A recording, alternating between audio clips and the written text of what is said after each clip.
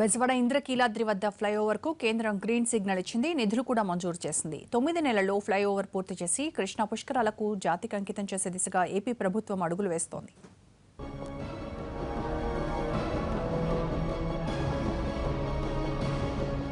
బెజవాడ వాసులు ఎంతో కాలంగా ఎదురు చూస్తున్న ఇంద్రకీలాద్రి వద్ద ఫ్లైఓవర్ నిర్మాణానికి నిధులు రెడీ అయ్యాయి.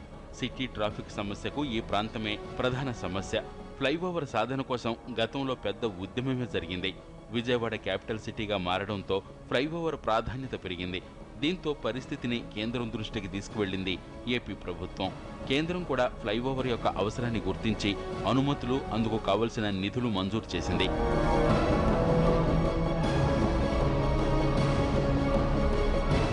సలాడియా అసోసియేషన్ సహకారంతో ఫ్లైఓవర్ డిజైన్లు చేయించారు.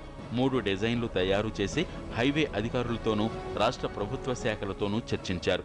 వారు సూచించిన మార్పులు చేయించి నమూనాలు సీఎంతో పాటు నిపుణులు ముందుంచారు.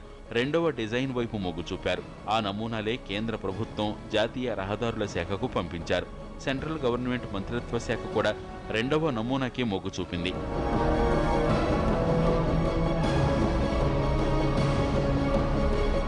ఆ ప్రతిపాదిత డిజైన్ ప్రకారం భవానీపురం లారీ స్టాండ్ నుంచి కార్పొరేషన్ వెనుక భాగంలోని విద్యుత్ సబ్స్టేషన్ వరకు ఈ ఫ్లైఓవర్ నిర్మాణం సాగుతుంది. ఇందుకు 28,000 చదరపు మీటర్ల స్థలం సేకరించాల్సి ఉంది. ఏపీ ప్రభుత్వం కూడా చదరపు గజానికి 48,000 రూపాయలు ఇచ్చేందుకు ముందుకొచ్చింది.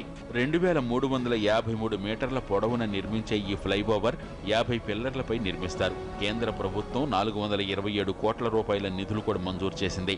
ఈ ఫ్లైఓవర్ నిర్మాణం పూర్తయితే నగరంలో ట్రాఫిక్ సమస్య సగానికి పైగా తగ్గుతుందని నగరవాసులు ఆనందం వ్యక్తం చేస్తున్నారు.